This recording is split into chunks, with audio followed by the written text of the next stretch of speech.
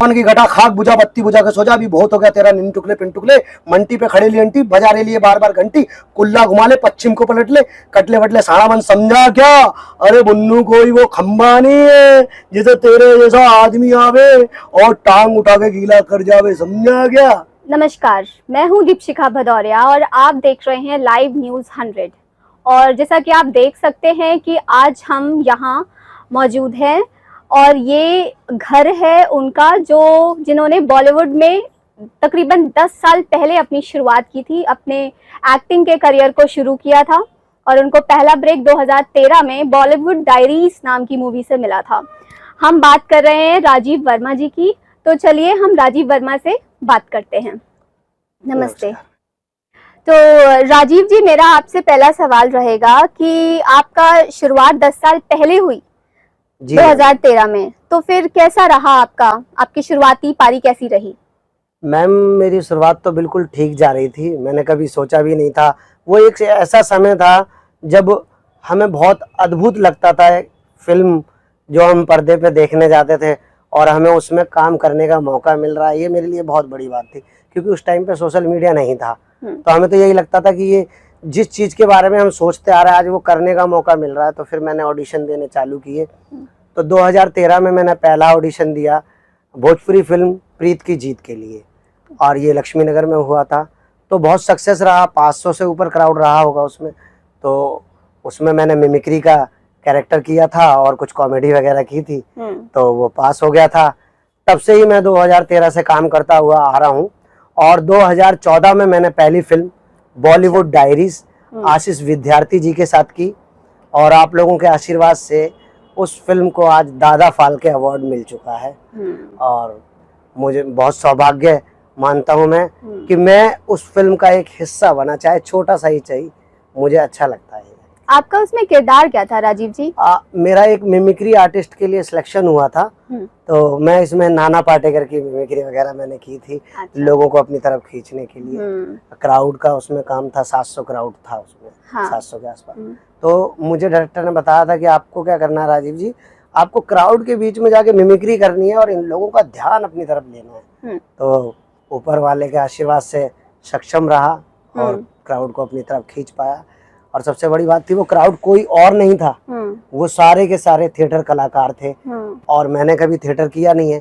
तो ये मेरे लिए एक बहुत बड़ा एक्सपीरियंस रहा कि यार मैं थिएटर आर्टिस्टों के साथ काम कर रहा हूँ और वो आज मेरे सामने खड़े हैं और उनके सामने मैं एक्टिंग कर रहा हूँ, ये मेरे लिए बहुत बड़ी बात है। और जैसा कि आपने बताया कि मिमिक्री में आपका हाथ अच्छा है, तो आई एम श्योर आप हमारे लाइव न्यूज़ 100 के दर्शकों को अपनी मिमिक्री का दिखाएंगे कि कितनी खूब आप कर लेते हो। लेकिन उससे पहले हम अपना दूसरा सवाल आपके सामने रखना चाहेंगे। राजीव जी, जैसा कि बॉलीवुड इंडस्ट्री पर समय समय पर इल्जाम लगते रहता है कि वो बाहर से आने वाली प्रतिभा एक्टर्स को उनके जरूरत के मुताबिक और उनके हुनर के मुताबिक काम नहीं देते हैं, तो आपका एक्सपीरियंस कैसा रहा कि ये सच है जो हम सुनते रहते हैं बॉलीवुड के बारे में, गुटबाजी और ये सब, या आपका तजुर्बा बिल्कुल अलग है, इस चीज से हट के है? मैम इस बारे में तो अगर मैं कुछ कहूँगा तो यही कहूँगा कि शायद मेरा थोड़ा हटके है, मेरी जो सोच है वो थोड़ी हटके है।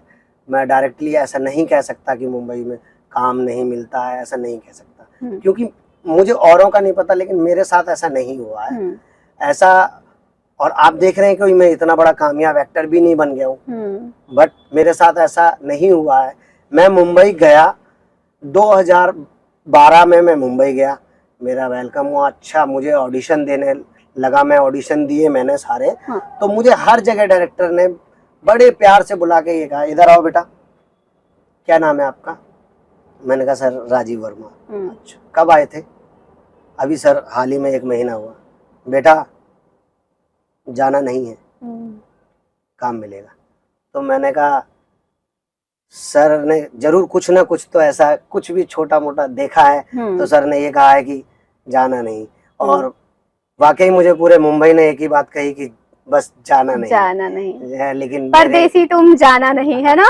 तो और मेरी आर्थिक स्थिति ऐसी थी, मैं मेरे साथ उस टाइम कुछ प्रॉब्लम क्रिएट हो गई थी, तो मुझे आना पड़ा। तो मैं आया तो फिर वापस जा नहीं पाया, लेकिन आज भी इंतजार रहता है कि कब मुझे मुंबई याद करे और मुंबई मुझे बुलाए और मैं वहाँ जाऊं और अपने सपनों को पूरा करूं।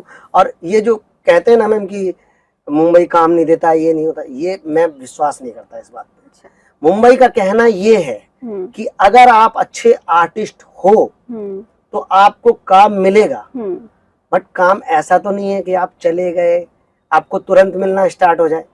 जब हम कहीं मंदिर पे जाते हैं, मान लो हम नॉर्मली मंदिर पे चले गए तो झटाक से गए हाथ छू लिए, लेकिन जब हम बड़े मंदिर पे जाते हैं, नामी गिरामी पे पहुंचना होता है, तो हम वैष्णो देवी की 500 कितनी 1400 सीढ़ियां चढ़ के तब हम जाते हैं। स्लोली स्लोली हमको थकते भी हैं, फिर चलते, पसीना भी आता है, फिर चलते। तो किसी भी अच्छे मुकाम पे जाने के लिए मेहनत तो करनी पड़ती है बॉस, स्ट्रगल तो करना पड़ता है। और आज जीती जाती मिसाल है नवाजुद्दीन सिद्दीकी जी, सबने स्ट्रगल किया, किसी ने। अब आप लोगों का प्लान ये है कि हमने काम कर लिया है, यूट्यूब पे दिख गए हम या इस पे दिख गए तो हमें तुरंत काम मिलना स्टार्ट हो जाता है, ऐसा नहीं होता। उनकी भी अपनी रिस्पॉन्सिबिलिटी है, वो भी देखते हैं कि यार हम किस बेस पे इसको काम दें, किस बेस पे, कितना समय हुआ है इसको। अगर हम मान लो अभी काम दे दिया, कल फिर इसका एटीट्यूड बढ़ जाएगा, या फिर 2 महीने में ये चला गया यहाँ से, हम इसको कहाँ ढूंढेंगे। पहले हमें ये तो यकीन हो जाए कि ये मुंबई में रुकेगा, ये मुंबई में ही रहेगा और ये आया है अब यहाँ से धक्के खा के जाएगा या कुछ करके जाएगा। तो मुंबई इस चीज का वेट कराता है, आपको साल 2 साल 5 साल घिटने के लिए वो कहता है आप घिसते रहो, ऑडिशन देते रहो, बट उसमें आपका नुकसान नहीं है, उसमें आपका फायदा है। राजीव जी, आपने बताया कि मिमिक्री के लिए आप काफी अच्छा कर लेते हैं मिमिक्री, तो आई एम श्योर हमारे व्यूअर्स को, लाइव न्यूज 100 के व्यूअर्स को आपकी मिमिक्री देखने का मौका अब भी मिलेगा।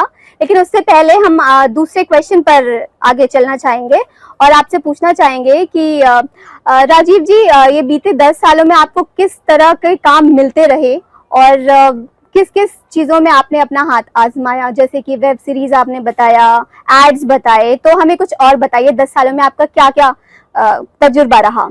जी मैम, ये 10 सालों में मैंने कुछ ऐड किए, प्रोडक्ट ऐड किए। मैंने एक ऐड मैंने GTV के लिए भी किया था, अभी इलेक्शन के टाइम पे ही मैंने एक ऐड किया था, उसमें मेरा एक होम गार्ड का कैरेक्टर था। उसके अलावा मैंने अभी एक मेरी फिल्म आने वाली है, भोजपुरी फिल्म काली, जिसमें मैं एक कॉमेडी कैरेक्टर कर रहा हूँ, घुंघरू नाम है मेरा उसमें। और इसके अलावा अभी हाल ही में मेरी एक वेब सीरीज रिलीज हुई है अतरंगी ऐप पर।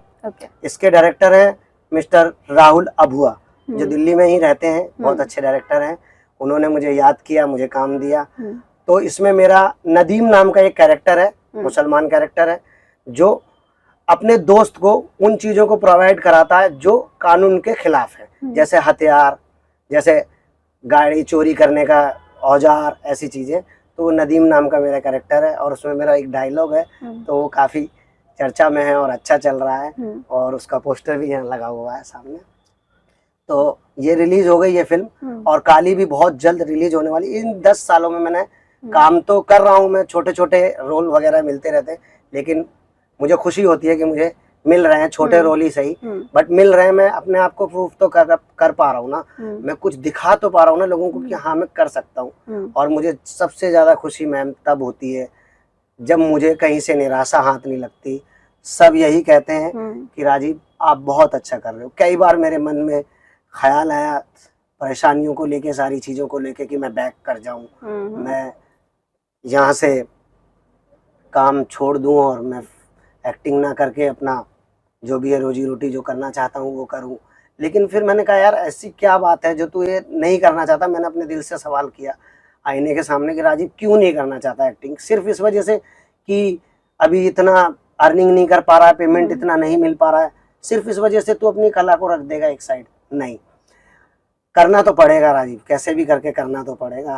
तो जारी है मैम, स्ट्रगल अभी जारी है, आप लोगों का साथ है, आशीर्वाद है, और मुझे कभी भी निराशा हाथ नहीं लगी है। सबने मुझसे यही कहा है कि राजीव अच्छा कर रहे हो, आप करो। हाँ, मेरा भी एक मानना है कि अगर जीवन में मुझे किसी भी पर्सन ने, किसी ऑडियंस ने, किसी एक्टर ने या किसी डायरेक्टर ने ये कह दिया दिल से कि यार आप एक्टिंग नहीं करते हो, सही नहीं करते हो, तो उस वक्त मैं फैसला लूंगा कि हाँ अब मैं लगता है एक्टिंग फील्ड के लिए हूँ ही नहीं। बट अभी तक मुझे जब लोग 100% दे रहे हैं तो मैं भी चाहता हूँ कि लोगों को अपना 100% दूं, और मुझे उम्मीद है एक ना एक दिन वो दिन जरूर आएगा और मैं अपना 100% बॉलीवुड को दूंगा।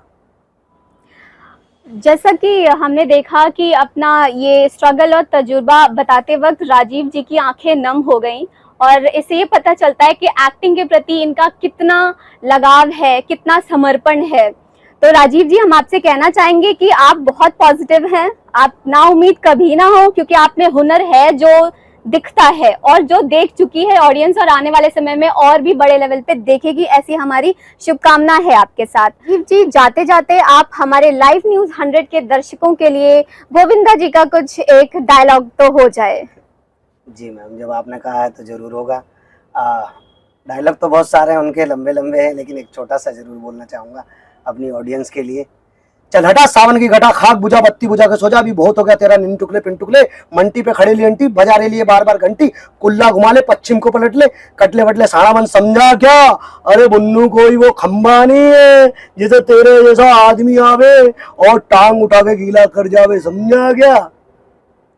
लाइव न्यूज़ 100 की ऑडियंस समझ गई, चाहे कोई समझे ना समझे। Thank you. सबसे पहले तो मैं लाइव न्यूज़ 100 देखने वाली सभी ऑडियंस को बहुत बहुत धन्यवाद कहना चाहूँगा, जो आपने इतना समय दिया और मुझे देखा, और साथ ही लाइव न्यूज़ 100 को मेरी तरफ से बहुत बहुत शुभकामनाएं, बहुत बहुत बधाई, और तहे दिल से मैं धन्यवाद करता हूँ आप सभी का, जो आपने मुझे इस लायक समझा, मेरा इंटरव्यू लेने की आपने ठानी और आप ले रहे हैं।